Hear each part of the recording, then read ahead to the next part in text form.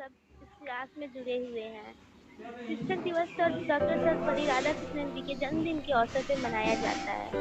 उनका जन्म तमिलनाडु में 1888 5 सितंबर को हुआ था।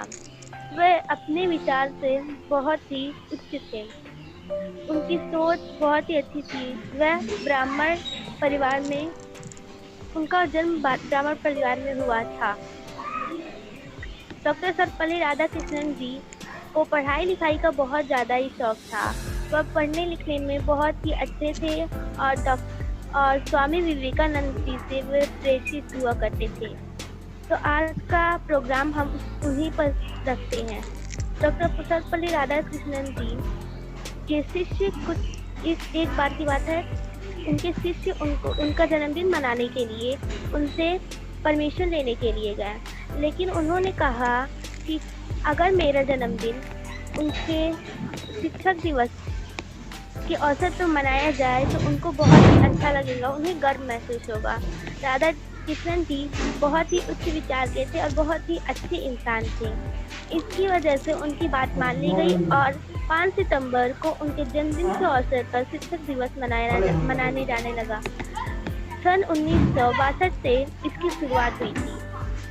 तो अब दिव्या मिश्रा जी आगे का बताते हुए इस प्रोग्राम को स्टार्ट करेंगी।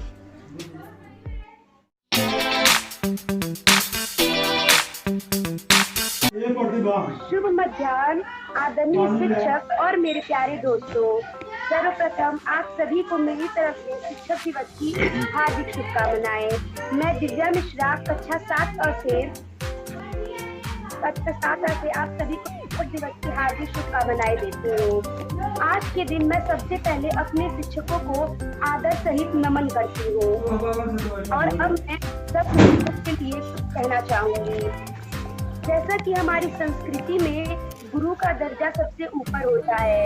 माता पिता के समान एक तरफ जहाँ माता पिता बच्चों को जन्म देते हैं, वही आगे बढ़ते हैं, वही दूसरी तरफ शिक्षक हमें आगे बढ़ने की प्रेरणा देते हैं। हमारे हर कदम पर हमारा साथ देते हैं, हमें कुछ अच्छा सिखाने का, अच्छा बनाने का प्रयास करते हैं। डॉक्टर एस राधाकृष्णन हमारे पूर्व राष्ट्रपति के साथ साथ एक शिक्षक भी रह चुके हैं और हम उन्हीं के जन्म दिवस को शिक्षक दिवस के रूप में मनाते हैं।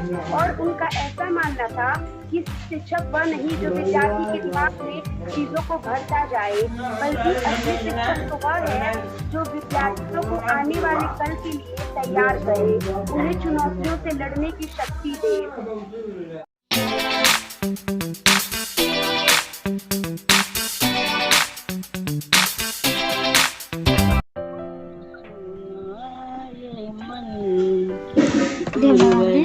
आ जाओ यही कहते हैं धड़कन, तुम जो आ जाओगे हम सबको हंसाओगे, यादों के मीठे पल हरदम याद आएंगे। प्यारी गुरुवारी है, बड़ी ही सुहानी है, आज की दिन है गुरुवर की रवानी है। गुरु के बिन कोई भी ज्ञान कहाँ पाए, ज्ञान का अमृत देने तुम खुद ही चले आए। प्रेम का धागा ऐसा बांधा तोड़ा न जाए, चमका हुआ पावन धर्म है और सुर का संगम मानते हैं हम तुम। सुना है आंगन और सुना ये मन, गुरुवर आ जाओ बिस्तर पे धड़कन। पापा का सपना था वो पूरा हो गया, क्षमा से मेरा निवाड़ा पावन हो गया। कई कड़ावे कई तप तपस्या सफल हुआ चौमासा। बैठो। करुणा कर सूर्य जी, गुरु हमने पाया है, पापा के आशीष भी खूब रंग लाए हैं। सुना है आंगन और सुना ये मन, गुरुवर आ जाओ यही कहते हैं धड़कन। Thank you.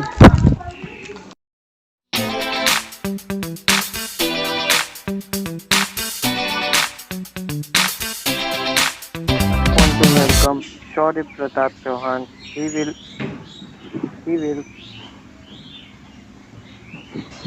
give a shayari to us. So please welcome the next Shaurya Pratap Chauhan. सबसे पहले आप सभी को शिक्षक दिवस की बहुत बहुत बधाई।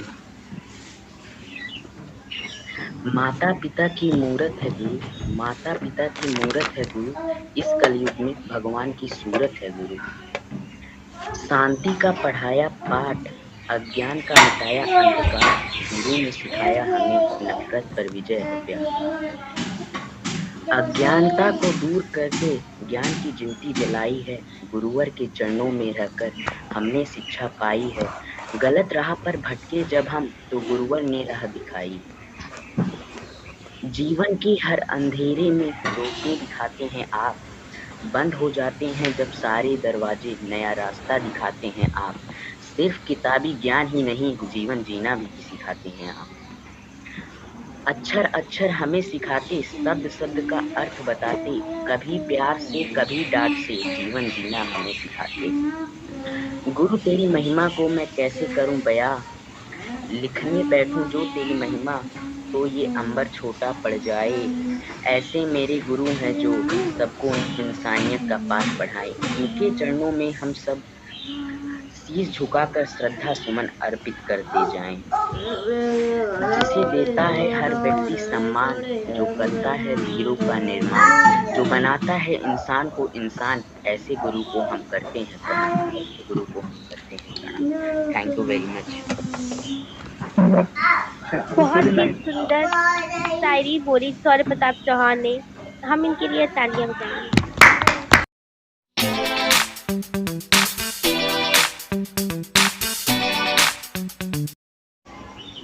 और हम बुलाना चाहेंगे साधना वदन को, जो हमें अंग्रेजी में speech सुनाएंगी।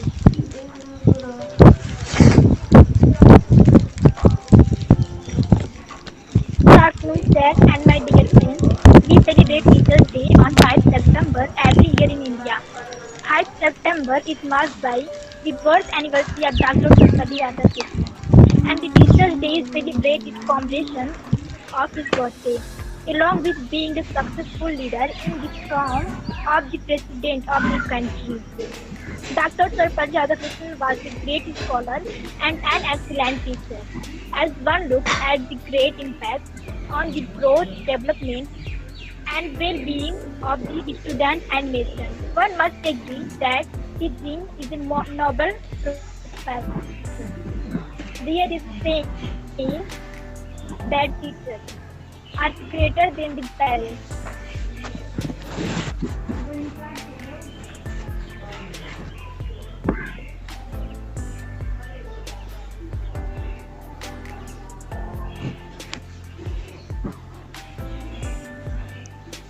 They are the source of knowledge and wisdom. From them live the ideas and thoughts that one day if one of you will use to provide back into this society. I would like to extend my gratitude to every teacher for selfless, survive and dynamic support. We are always grateful to you. Thank you.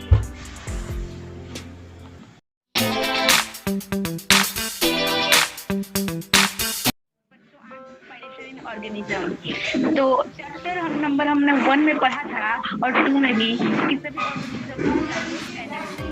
और energy से किससे मिलता है, और food हमें चाहिए। Okay, एक second, record हो रहा। हमें फूड से मिलता है केमिकल एनर्जी, और केमिकल एनर्जी को ब्रेक डाउन करने के लिए हमें कुछ रिएक्शन करने पड़ेंगे। तो इसी को करने के लिए हमारा सिस्टम होता है जिसे हम कहते हैं रेस्पिरेटरी सिस्टम।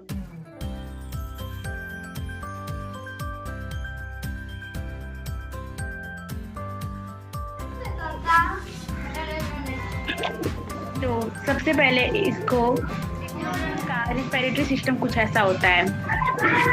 इसका ये नोज होता है और इधर इसका विंड पाइप होता है और यहाँ से होते हैं।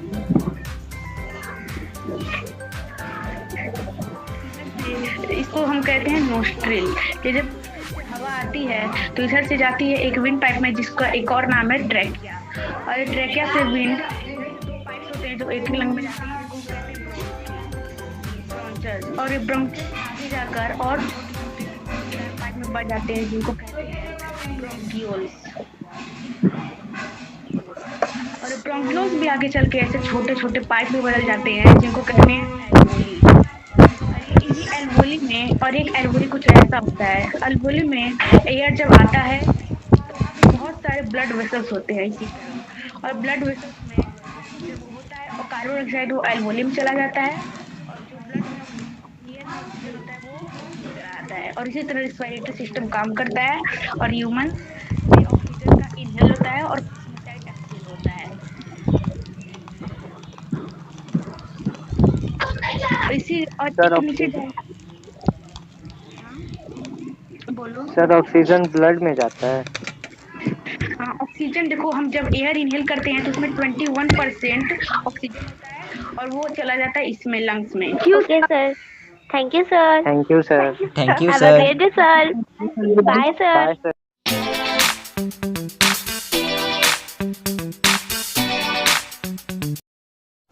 Good afternoon ma'am. अरे आज इधर बारिश हुई है, नेटवर्क प्रॉब्लम है बहुत ज्यादा, वाईफाई चल ही नहीं रहा है। करें मैम हमारे वहाँ बहुत तेज धूप हुई है। तो आप लोग यहाँ तो बारिश हुई थी कल रात में, नेटवर्क की प्रॉब्लम बहुत ज्यादा है, वाईफाई सही नहीं चल रही है। घर से ही ज्वाइन करी है। यस मैम, पूरा घर के बाहर पानी लग गया है। हाँ तो ठीक है। और किसी को कोई डाउट है? Yes ma'am. अरे यही 2-4 बच्चे ही बोल रहे हैं, बाकी सब कहाँ हैं? तो आज हम लोग पढ़ेंगे म्यूजिक के स्वर के बारे में। किसी को पता है स्वर? ये हिंदी वाला स्वर नहीं है, ये संगीत का स्वर है। मैम हम बताएं? पहले अपना नाम बताइए। विनय चौरसिया। विनायक गुप्ता। बताइए।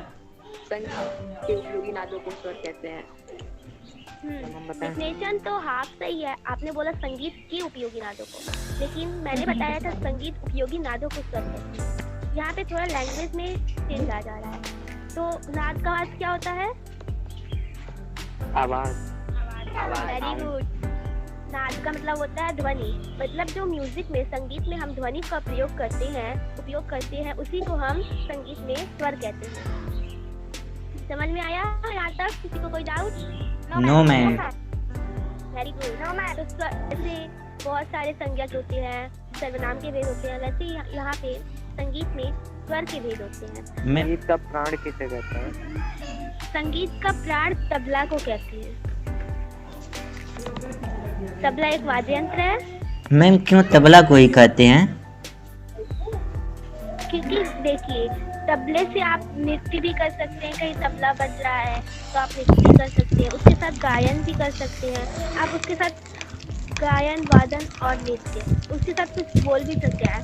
ये तीनों हम तबला का कहीं भी उपयोग कर सकते हैं संगीत में। एक तरह से ये संगीत को पूरा करता है। ये संगीत का एक तरह से जैसे होता नहीं है, कई सारे पार्ट होते हैं, तो समझ लो ये संगीत का सबसे बड़ा पार्ट है। सबसे, इसके बिना संगीत अधूरा लगता है, इसलिए इसको प्राण कहते हैं संगीत का। Okay ma'am. जैसे स्वर, तो स्वर के कितने भेद होते हैं? 2 भेद होते हैं, शुद्ध स्वर और विकृत स्वर। शुद्ध स्वर उन्हें कहते हैं जिनमें कोई मिलावट नहीं होती है, मतलब वो स्वतंत्र होते हैं। एक तरह से हम बोल सकते हैं सा रे ग म प ध नि, एकदम लगातार, एक इनका कोई वो नहीं होता, टेढ़े मेढ़े नहीं होते, एकदम सीधे होते हैं। समझ में आया शुद्ध स्वर किसे कहते हैं? मैम शुद्ध स्वर में जो लास्ट का स होता है उसको नहीं लेते हैं। नहीं, शुद्ध स्वर में केवल 7 ही स्वर होते हैं, स, रे, ग, म, प, ध और नी। Okay ma'am. समझ में आया? Yes ma'am. और दूसरा होता है विकृत स्वर। विकृत स्वर यानी विकृत का अर्थ होता है टेढ़े मेढ़े, इसमें कोई बराबर से नहीं होता। जैसे यहाँ पे चल रहा है ना स, रे, ग, म, प, ध, नी, लगातार चल रहा है ना, एक रेडी की तरह लग रहा, लेकिन ये उल्टे सीधे होते हैं, टेढ़े मेढ़े होते हैं, उनको विकृत स्वर कहते हैं। विकृत स्वर के 2 भेद होते हैं, एक कोमल विकृत स्वर, एक तीव्र विकृत स्वर। जैसे हम बोलते हैं तो कभी कोमल आवाज में बोलते हैं, कभी तेज बोलने लगते हैं, तीव्र। किसी को डांटते हैं तो हम तेज आवाज में बोलते हैं, और किसी को हम समझाते हैं तो कोमल आवाज में बोलते हैं ना, बोलते हैं कि नहीं? Yes ma'am. तो उसी के हिसाब से होता है ये। कोमल स्वर में, कोमल विकृत स्वर में 4 आते हैं अक्षर, रे, ग, ध और नी, ठीक है। और तीव्र विकृत स्वर में आता है सिर्फ मा, एक ही अक्षर होता है। तो मिलाकर कुल विकृत स्वर में 5 अक्षर होते हैं, रे, ग, ध, नी और मा। समझते हैं? मैम आप यस मैम। नोट्स बना के पढ़ा रही हैं क्या? अब हम ही नोट्स लिखवाए हैं तो हम ही नोट्स से ही पढ़ाएंगे ना, मतलब हम जो लिखे हैं वही आपको लिखवाए हैं, वही जो हम समझे हैं वही आपको समझाए हैं। मैम आप लिखी हैं कि आपके पास बुक है? मतलब समझे है, आपके पास लिख के ही तो भेजे थे हम ना एक पेज पे। यस मैम नहीं भेजी। शायद मैम। मैम सेंड की थी। तो आप लोग नोट, मैम वो फोटो काफी ब्लर है, एक बार और सेंड कर दीजिएगा। ओके ठीक है, हम कर देंगे। और कोई नोट्स लिखा था मेरे पास आया है, उसको भी कर देंगे। मेरा आया था। मेरा भी। कोई भेजा था शायद, अनुभव था कि पता नहीं। मैं भी भेजा था। हाँ, बहुत बच्चों का आया है, 3-4 बच्चों का। देखेंगे। अरे बहुत सारे मैसेज आते हैं, मैंने चेक नहीं किया सबका, बहुत सारे मैसेज आते हैं, तो हम देखेंगे तो बताएंगे। जैसे विकृत स्वर के भेद होते हैं, वैसे शुद्ध स्वर के भी भेद होते हैं। इसके भी 2 भेद होते हैं, चल स्वर और अचल स्वर। चल स्वर वह होते हैं जो शुद्ध होने के साथ साथ विकृत भी होते हैं, मतलब ये शुद्ध भी होते हैं विकृत भी होते हैं। तो आप लोग बताइए कौन कौन से होंगे? रे, ग, म, ध, नी। वेरी गुड, समझ रहे हैं आप लोग। ये शुद्ध भी है और विकृत भी है। और एक होता है अचल स्वर। अचल स्वर वह होता है जो शुद्ध होता है, केवल उसमें विकृत में ऐड नहीं होते हैं। तो उसमें कौन कौन से आएंगे सब लोग बताइए। हाँ, इसमें सा आएंगे। जैसे आपको अगर कोई भी पता होगा, सा, रे, ग, म, प, ध, नी, ये 7 स्वर है। इसमें से अगर आपको चल स्वर पता हो या अचल स्वर, तो आप दोनों बता सकते हैं। चल स्वर पता होगा तो जो अचल स्वर होंगे वो सापा होगा, आपको दोनों पता चल सकता है। और अचल स्वर पता होगा वो सापा होगा, तो आपको चल स्वर भी पता चल सकता है। चल स्वर को छोड़कर, अचल स्वर को छोड़कर बाकी सारे चल होंगे। जैसे सापा को छोड़कर रे, ग, ध, नी और मा होते हैं। तो समझ में आया सबको? Yes ma'am. Yes ma'am. तो अब हम आपसे क्वेश्चन करेंगे, आप लोग बताएंगे। Okay ma'am. अरुण पटेल, आप बताइए स्वर कितने होते हैं शुद्ध स्वर?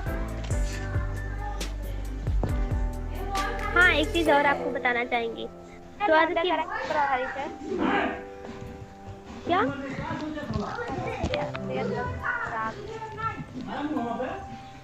शेयर का राग हम आपको बाद में वो सब बताएंगे, पहले आप इस पे टॉपिक पे ध्यान दीजिए। स्वर के 2 भेद होते हैं ना, तो एक शुद्ध स्वर होता है, एक विकृत स्वर। तो दोनों को मिलाएंगे तो ही स्वर बनेगा ना सारा। तो कुल स्वर कितने होते हैं? 12 स्वर होते हैं। समझ में आया? हाँ मैम। सारे ग म प ध नी शुद्ध स्वर हो गया, म और रे ग म ध नी विकृत स्वर हो गया। तो 7 और